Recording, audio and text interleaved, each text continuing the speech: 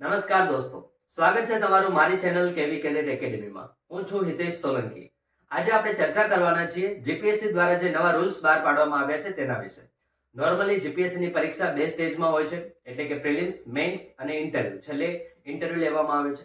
અહીંયા પણ એ જ સ્ટેજ રાખવામાં આવ્યા છે, પણ પ્રિલિમ્સમાં અને મેઇન્સમાં થોડોક ચેન્જ કરવામાં આવ્યો છે. આ ચેન્જ શું છે તેને આપણે સમજી લઈએ. સૌથી પહેલા આપણે જોઈએ કે પ્રિલિમ્સ પરીક્ષાની અંદર પહેલા બે પેપર લેવામાં આવતા હતા, હવે માત્ર એક જ પેપર હશે. જે પેપર છે જીએસ, અને 200 માર્ક્સનું પેપર રહેશે અને ઓબ્જેક્ટિવ એટલે કે એમસીક્યુ ટાઈપનું પેપર રહેવાનું છે. અને એના માટે આપણને 3 કલાક મળવાના છે. અને એનું જે લેવલ છે એ ડિગ્રી લેવલનું પેપર હોઈ શકે છે. ધેટ મીન્સ કે આપણે જીએસ માં વધુ સારી મહેનત કરવી પડશે, તો જ આપણે પ્રિલિમ્સને સારી રીતે પાસ કરી શકીશું. જેવા આપણે પ્રિલિમ્સમાં પાસ થઈશું ત્યારબાદ મેન્સ લેવલની એક્ઝામ આવશે, અને મેન્સમાં આપણે જોશું તો સૌથી પહેલા આપણે ત્યાં બે લેંગ્વેજના પેપર આપેલા છે, ગુજરાતી અને ઇંગ્લિશ.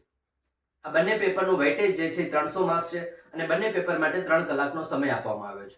પરંતુ અહીંયા એક ખાસ વાત નોંધવાની રહે કે જે લેંગ્વેજના પેપર છે માત્ર ક્વોલિફાઈંગ પેપર છે, એટલે કે એના માર્ક્સ તમારા મેરિટમાં નહીં ગણાય.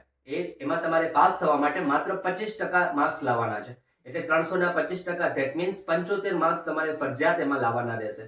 ગુજરાતીમાં અલગથી 75, ઇંગ્લિશમાં અલગથી 75. આટલા માર્ક્સ આવશે તો તમે લેંગ્વેજના પેપરમાં ક્વોલિફાઈ ગણાશો.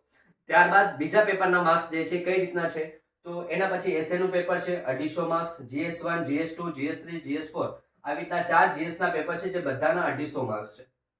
તો ટોટલ આપણા જે મેરિટના માર્ક્સ છે 1250 થશે, જેમાં લેંગ્વેજના માર્ક્સ આપણે ગણવાના નથી. અને જો તમે આ પરીક્ષામાં પાસ થશો ત્યારબાદ તમે ઇન્ટરવ્યુ આપી શકશો, જેને આપણે પર્સનાલિટી ટેસ્ટ કહીએ છીએ.